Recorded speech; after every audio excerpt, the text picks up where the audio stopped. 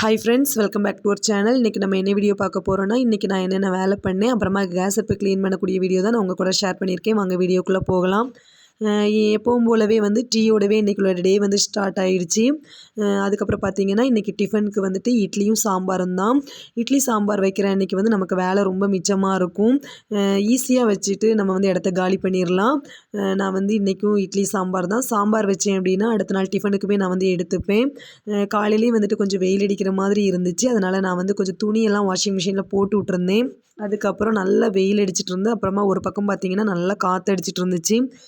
நான் துணி எல்லாத்தையும் எடுத்து காய போட்டுடலாம், எப்போ மழை வருதுன்னே தெரியல அப்படின்னு சொல்லிட்டு நான் கடகடன்னு எடுத்து மாடியில் கொண்டு காய போட்டுட்டேன். துணியெல்லாம் மேலே காய போட்டுட்டு வந்ததுக்கப்புறமா தான் நான் டிஃபன் பிள்ளைங்களுக்குமே கொடுத்துட்டு நானுமே சாப்பிட்டு முடிச்சிட்டேன். இட்லி சாம்பார் காம்பினேஷன் எங்கள் வீட்டில் எல்லாருக்குமே ரொம்ப பிடிக்கும். உங்களுக்கு பிடிக்குமா அப்படின்ட்டு சொல்லுங்கள். கிச்சன் பாத்திரம்லாம் கழுவுறதுக்கு நான் ஸ்டார்ட் பண்ணிட்டேன். பார்த்தீங்கன்னா என்னோடய கிச்சனில் கொஞ்சம் பாத்திரம் இருந்தாலுமே பார்த்தீங்கன்னா நிறைய இருக்கிற மாதிரி காமிக்கும். என்னோடய சிங்க் கொஞ்சம் குட்டியாக இருக்குது. அதனாலேயோ என்னவோ தெரியல, பாத்திரம் நிறைய ஏதோ குமிஞ்சு கிடக்கிற மாதிரி இருக்குது. பெரிய சிங்க் அப்படின்னா நம்ம எல்லா பாத்திரத்தையும் தூக்கி உள்ளே போட்டுட்டோம் அப்படின்னாலே மற்ற இடம்லாம் நமக்கு காலி ஆயிரும். அப்புறம் பார்த்திங்கன்னா காலையிலே இட்லி சுட்டுட்டு மீதி இருந்த மாவை தூக்கி நான் ஃப்ரிட்ஜில் வச்சுட்டேன். வெயில் அடிக்குது அப்படின்னு சொல்லிட்டு கொஞ்சம் வத்தல் வாங்கியிருந்தோம். வத்தல் பொடியும் காலியாக போகுது. சரி, இந்த வத்தலை அடிக்கிற வெயிலுக்கு கொஞ்சம் காய போட்டு எடுத்துடலாம் அப்படின்ட்டு மாடியில் கொண்டு காய போட்டுட்டேன். நமக்கு ஒரு நாள் 2 நாள் கூட நம்ம போட்டு எடுத்தாலும் பரவாயில்ல. சரி, இன்றைக்கி வெயில் அடிக்கலாம் கொஞ்சம் போட்டு எடுத்துட்டேன். அதுக்கப்புறம் கிச்சனுக்குள்ளே வந்தாச்சு. கிச்சன் நம்ம ஆல்ரெடி இட்லி சுட்டுட்டு நம்ம அந்த பாத்திரத்தில் மீதி இருந்த இட்லி எல்லாத்தையுமே இன்னொரு பாத்திரத்தில் மாற்றி எடுத்துடணும். நம்ம இட்லி பாத்திரத்தை நம்ம எடுத்து வச்சுட்டு நம்ம கழுவிடணும். ஏன்னா காஞ்சிட்டு அப்படின்னாலே நமக்கு அப்புறமா கழுவுறதுக்கே ஒரு மாதிரி இருக்கும். இட்லி பாத்திரம் வேறு இடத்த அடைச்ச மாதிரி இருக்கும். அதனால் ஃபஸ்ட்டு அதை எடுத்து க்ளீன் பண்ணிவிட்டேன். அப்புறமா இருக்கக்கூடிய சிங்கில் இருக்கக்கூடிய வேஸ்ட்டெல்லாம் நான் எடுத்து மாற்றி வச்சுட்டேன். அதுக்கப்புறமாட்டு கிச்சன் கவுண்டர் டாப் எல்லாமே நான் நல்லா நீட்டாக ஸ்க்ரப்பர் போட்டு நல்லா தேய்ச்சிட்டு சிங்குமே நான் நல்லா கழுவி எடுத்துட்டேன். நான் இப்போ எங்கே நான் ரிலேட்டிவ் வீட்டுக்கு போனாலும் சரி, நம்ம ஏதாவது வீடுகளுக்கு போனோம் அப்படின்னா சின்ன வீடாக இருந்தாலும் பரவாயில்ல, நான் என்ன பார்ப்பேன் அப்படின்னா அவங்க எப்படி வச்சுருக்காங்க, நீட்டாக வச்சுருக்காங்களா அப்படிங்கிறத நான் இப்போ நோட்டீஸ் பண்ணுறேன். நீங்கள் எத்தனை பேர் இந்த மாதிரி யாரோட வீட்டுக்காவது போனீங்க அப்படின்னா நீங்கள் இந்த மாதிரிலாம் பார்ப்பீங்களா அப்படின்னு சொல்லுங்கள். நான் மெயினாக கிச்சன் டாய்லெட் வரைக்குமே நான் பார்த்துட்டு தான் வருவேன்.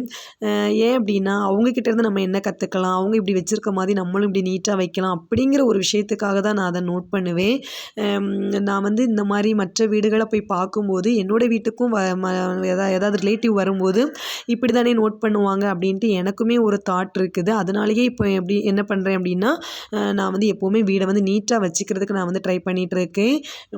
அதுக்கப்புறம் பார்த்திங்கன்னா இன்றைக்கி காலையிலே என்னாச்சுன்னு தெரியல, நான் சாம்பார் வச்சேன். அது குக்கர்லேருந்து பொங்கி வடிஞ்சிட்டு, அப்புறமா சோறு வடிக்கும்போது அதுவுமே கஞ்சி வடிஞ்சிட்டு, அதுக்கப்புறம் பால் பொங்கிடுச்சு. எல்லாமே பார்த்திங்கன்னா இன்றைக்கி எனக்கு பெரிய வேலையாக வச்சுட்டு, அதனால் இன்றைக்கி நான் எப்படியுமே இந்த கேஸ் அடுப்பு டீப் க்ளீன் பண்ணிடலாம் அப்படின்னு தான் நான் நினச்சேன்.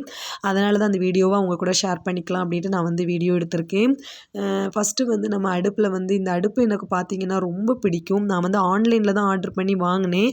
ஃபஸ்ட்டு வாங்கும்போது எப்படியோ இருந்துச்சு. ஆனால் அப்புறம் பார்த்திங்கன்னா எனக்கு ரொம்ப பிடிச்சிருந்துச்சு.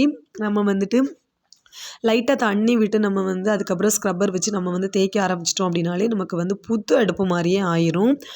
ரொம்ப நேரம் நமக்கு அந்த அழுக்கெல்லாம் போகிறதுக்காக நமக்கு ஊற வைக்கணும் அப்படிலாம் எதுவுமே கிடையாது. நார்மலாக நம்ம பாத்திரம் கழுவுறதுக்கு வச்சுருக்கக்கூடிய ஜெல் வச்சு ஸ்க்ரப்பர் வச்சு நான் தேய்ச்சி கழுவிடுவேன். எப்போ க்ளீன் பண்ணாலுமே பார்த்திங்கன்னா ஏதோ புதுசான ஒரு அடுப்பு மாதிரியே ஒரு ஃபீலிங்காக இருக்கும். அதனாலேயே என்னவோ தெரியல, இந்த அடுப்பு எனக்கு ரொம்ப பிடிக்கும். நம்ம நிறைய பேர் அடுப்புக்கு அடியில் க்ளீன் பண்ண மாட்டாங்க. நமக்கு அந்த பொங்கி வடிஞ்சது எல்லாமே அடியில் பார்த்திங்கன்னா காஞ்சி போய் இருக்கும். நான் அடியிலையுமே நல்லா நீட்டாக தேய்ச்சி கழுவி அதுக்கப்புறம் நல்ல ஒரு காஞ்ச துணி வச்சு ஃபுல்லாக நம்ம தொடச்சி எடுத்துட்டோம் அப்படின்னா எண்ணெய் பிசுபிசுப்பு எதுவுமே இருக்காது. நல்லா நீட்டாக அடுப்பும் கவுண்டர் டாப்பும் பார்க்கவே ரொம்ப சூப்பராக இருக்கும். அதுக்கப்புறம் பார்த்திங்கன்னா எங்கள் பக்கத்து வீட்டில் ஒரு அக்கா கொஞ்சம் மாம்பழம் கொடுத்துருந்தாங்க. பிள்ளைங்க அதை பார்த்த உடனேயுமே சாப்பிட்டு ரொம்ப நாள் ஆயிடுச்சுலாம், கட் பண்ணி தாங்கம்மான்ட்டு கேட்டுகிட்டே இருந்தாங்க. அதில் ஒன்று மட்டும் நம்ம இன்றைக்கி கட் பண்ணுற அளவுக்கு பழுத்திருந்துச்சு. மீதியெல்லாம் அடுத்த நாள் நம்ம கட் பண்ணி சாப்பிட்ற மாதிரி தான் இருந்துச்சு.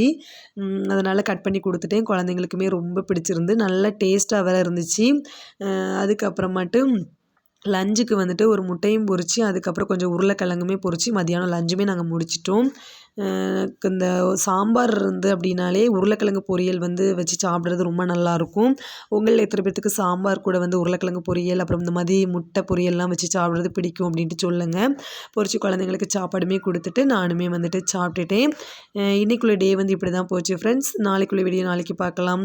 இந்த வீடியோ பிடிச்சிருந்தனா லைக் பண்ணுங்கள், ஷேர் பண்ணுங்கள், சப்ஸ்கிரைப் பண்ணுங்கள். பாய்.